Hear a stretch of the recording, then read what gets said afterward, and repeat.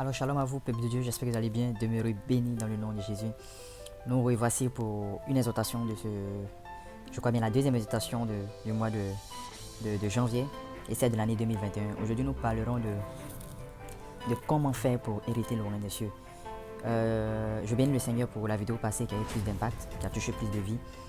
Mais il est essentiel pour nous de devoir comprendre certains thèmes, certains principes si on veut hériter de quelque chose, hériter de la bénédiction divine.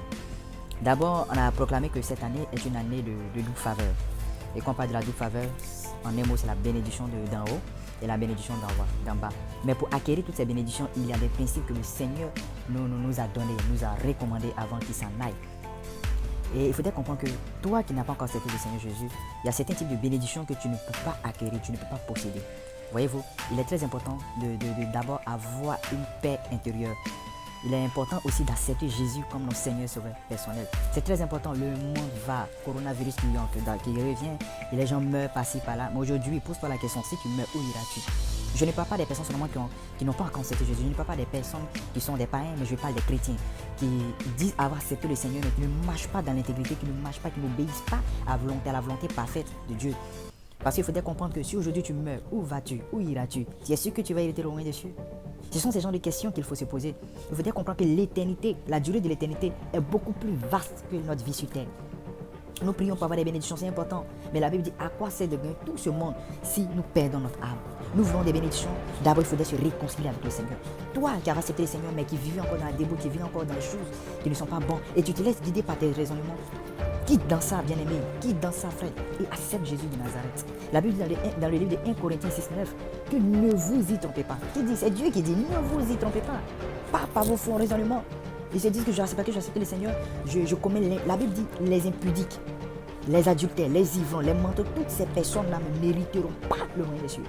Toi qui es là, qui couche avec les filles n'importe comment et tu te dis je suis un dur, bien-aimé, tu es faible. Et les personnes qui ne commettent pas ces gens, on dit vous êtes faible. Oui, réponds-lui, dis je suis faible. Mais ce sont ces faibles-là qui hériteront le royaume des cieux. Et ce sont ces durs-là même qui iront en enfer si nous ne changeons pas de vie. Bien-aimé, même moi-même je suis là, si je meurs aujourd'hui, je ne sais pas quand je peux mourir. Mais raison pour laquelle chaque jour il faut travailler pour avoir une relation parfaite avec le Seigneur. Il faut travailler pour avoir une intimité avec le Seigneur. Il faut travailler pour marcher dans l'obéissance de la parole de Dieu. Oui, on pourra dire c'est difficile. Oui, c'est difficile.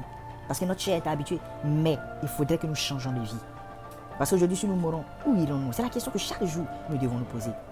Bien aimé, il faudrait changer notre manière de voir les choses. Changer notre manière de faire. Parce que là, les gens disent Dieu m'aime. Si aujourd'hui je meurs, Dieu va avoir pitié de moi, je vais partir au paradis. Hey, attention. C'est pas Dieu qui va nous juger, c'est sa parole. Et que dit sa parole? Sa parole dit les impudiques, les ivrons, les adultères, les personnes qui les maîtrisent, toutes ces personnes n'hériteront pas le royaume des cieux. Attention, bien-aimés, ne nous laissons pas guider par des faux raisonnements. Pour dire si tu mets sur une prostituée, tu vas aller au paradis. Mais si tu couches avec quelqu'un n'importe comment, c'est que tu t'es déjà sauvé. Hey, on renouvelle le passeport. Même le visa, on renouvelle. Notre carte d'identité, on renouvelle. Si tu ne fais pas, nous ne faisons pas attention. Nous n'allons pas hériter le royaume des cieux. Arrêtons avec ces faux raisonnements. La Bible dit, c'est ceux qui vont marcher dans l'intégrité, dans l'obéissance de la parole, qui hériteront le royaume des cieux. Bien aimés, nous ne laissons pas guider par les faux raisonnements. D'ici là, portez-vous bien et nous nous retrouvons la semaine prochaine.